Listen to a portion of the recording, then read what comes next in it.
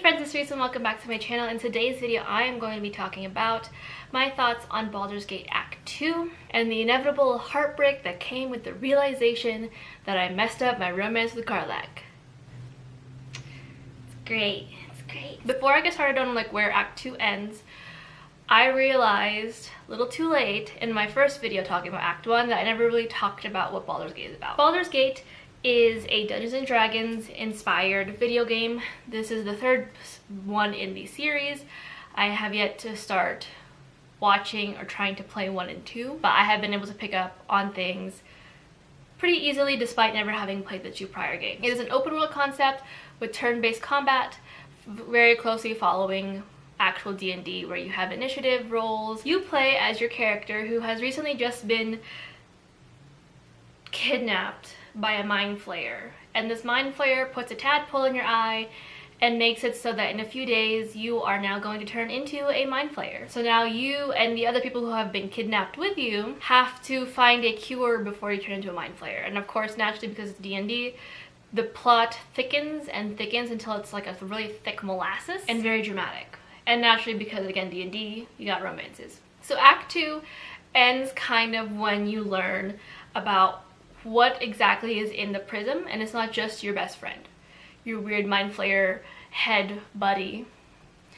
It is actually also a Githyanki who is the prince of this certain sect, and that is Orpheus. Orpheus is being stuck in this prism to keep the mind flayer at bay because he has this power to be able to do so, and you fight his people, his royal guard, who are trying to break him out, and you have to make the choice whether or not you decide to keep him in there or break him out, and the implications of that. It also, Act 3 also starts when you finally hit Baldur's Gate and you land in Baldur's Gate and can't get into Baldur's Gate because you don't have a pass. Moving on to the story so far, I still really enjoy the story so far. There's a lot happening, obviously. You have a bunch of characters whose storylines are starting to come together and really wrap up, and you're trying to figure things out. But I still really enjoy it. I think it's building really well, and it's giving me, the audience, something to really look forward to with the progression. It doesn't feel like there's too much happening or too little happening. My brain is the right kind of stimulated to where I can jump from certain quest lines and know that I'm moving forward in the story somehow without overstimulating or understimulating me to the point where I want to step away and walk around. Go grab something really quickly or go do something, because my brain, while it's very much stimulated, is still just restless. You can see the bosses start to really ramp up after we beat Karlach. And you can tell that the bosses are going to ramp up because there's a lot of layers to how you're able to defeat the bosses. I think you defeat the last 2 bosses in Act 3. And you're also seeing the characters start to really dive into their individual arcs. You get aspects of Astarion's comments about Cazador. You get Karlach's issues with her heart engine. You get Minthara and her struggle with being this forced cultist who has joined and now is kind of trying to grapple with what she's done. Overall, I think it's really ramping up to wrap their stories up in a really nice way, or a really heartbreaking way, and I'm really excited to see where that's gonna go. I don't feel like the second act is rushing you in any way, shape, or form to get you to the final act. It doesn't feel like a filler act, if that makes sense. This act has just as much important things in the act happening that would be important for Act 3, that was important for you to continue on in Act 2. So it doesn't feel like a filler arc. It feels like it's there with a purpose, and it's very much showing off that purpose as you continue on with the second act. Moving on to the characters. Did I talk about the characters? Wow, I talked about the characters twice in this one. The characters you're even meeting in Act 2 are still as important to the rest of the story as they were if you met them in Act 1. They're also still just as vibrant. You don't feel like you're missing out on something because they weren't in the initial first arc that you met everyone in. They feel like they're still fleshed out. They feel real, like real people, even though you'll never meet a drow in real life. You'll never meet an almost finished vampire or a tiefling who has been fighting in an underworld war. The villains are just as creepy as you would expect a D&D villain to be. I think I have never been so frightened by a woman before, and that's saying something. Scary women are hot. Yes, they're scary, but they're hot. You know, you get it if you get it.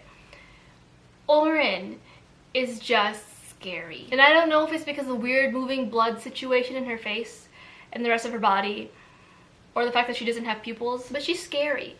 Ketheric was creepy. Gortash, I tried really hard to be scared of Gortash because he's like this kind of like another big bad that has Baldur's Gate under his thrall in a sense. But something about his face just makes me think he's what I would expect Shane from Stardew Valley to look like.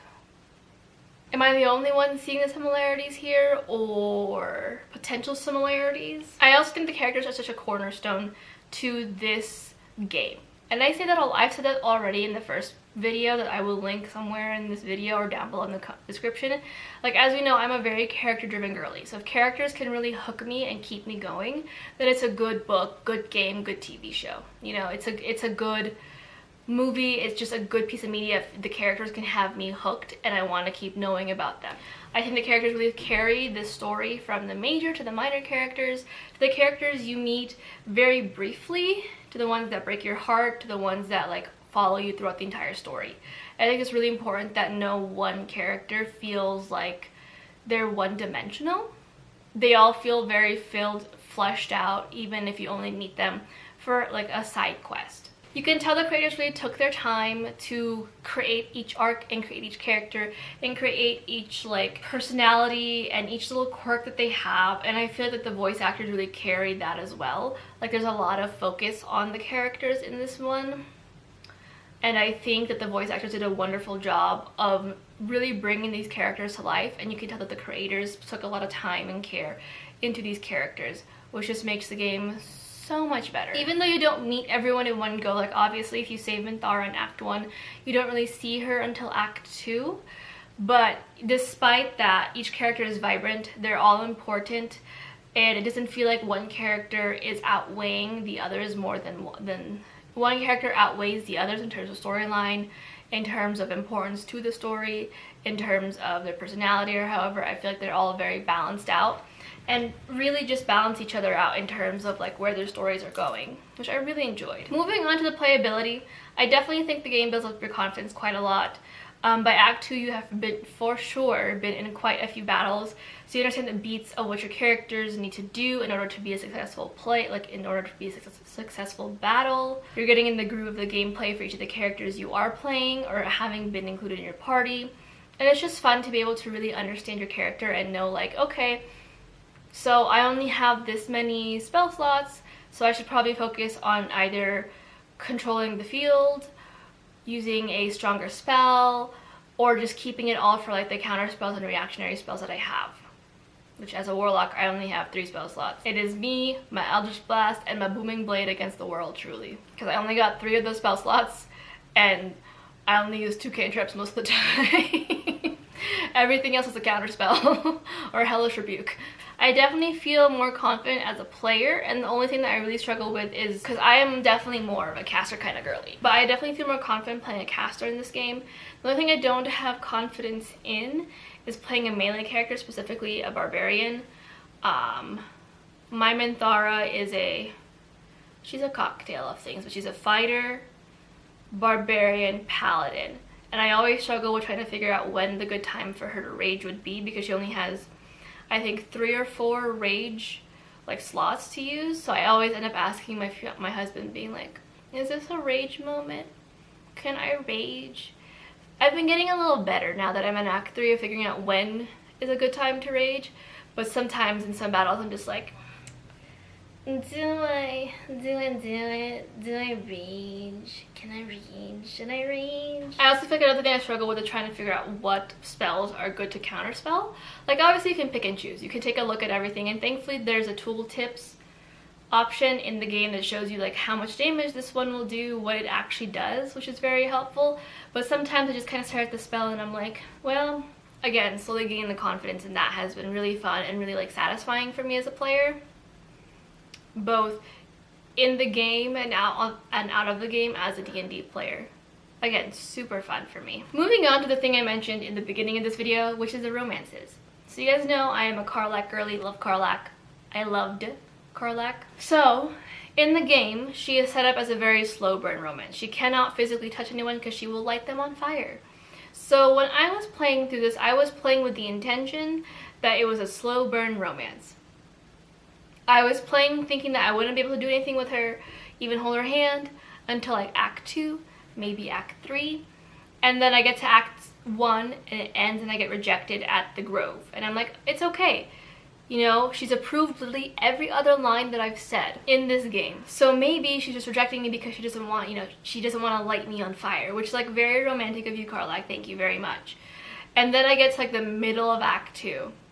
Like we're just about to, I think, meet Minthara. That's how deep we're in.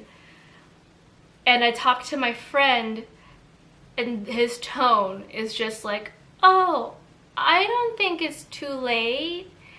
And then I was like, oh no. So then I check. I have like hope in my heart. I'm like, you know what? My friend says I can still do this. I can still do this. And I look. And every forum says that you have to get Karlach to like cuddle you or whatever by the end of Act 1 or there is no hope. None. And at this point, like I said, every time I talk, there's a little tiny at the top there that says Karlach approves. Apparently not enough. So this is what I learned, is that slow burn is apparently a subjective thing, and that my idea of a slow burn romance is not the game creator's idea of a slow burn romance. Turns out Act 1 is where you solidify romances, where they start or where they solidify. So that was great for my ego, and I like had a moment where I just wanted to quit the game, and I like I remember looking at my husband and I almost said the words, can we just start over? But at this point we are like halfway through Act 2. You know, there was just no point. So now moving on to Minthara, my little drow murderous paladin. Oddly enough, she is an oddly poetic one, which makes sense because she was a noble in the drow world. Bananarama? But yeah, she's oddly poetic. And the way that she speaks, honestly, like I had Karlach. Karlach's very like to the point and blunt, and Minthara like doesn't beat around the bush per se, but she has just this really like beautiful way of speaking that has me like, yeah, we could totally brutally murder this guy, and that sounds like a wonderful plan. And then after, we could like maybe kiss a little bit, and then you can brutally murder me. Yeah. Sounds amazing. So for this case, I highly recommend that you, like I'm never really pro guides during the first playthrough of anything. I recommend doing a guide for at least the romances in Act 1, or at least like knowing where the line is. Like if I don't have this done by Act whatever, is it doomed for life, or can I still make it if I don't make it to this part, you know? So I recommend doing a guide in that case. But typically I am against guides the first playthrough because I'm a purist. That's a lie. I try my hardest to be against guides because I'm a purist, but unfortunately, much like my connection with religion, my puritanism is also very faulty.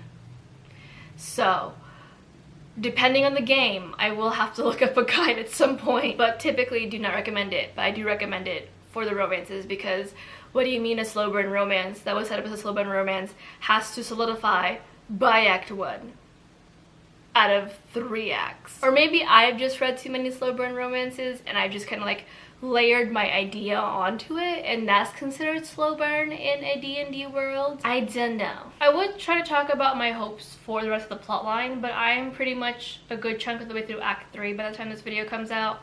So I feel like my idea of what my hopes would be for the plotline are a little skewed because I know what's gonna happen.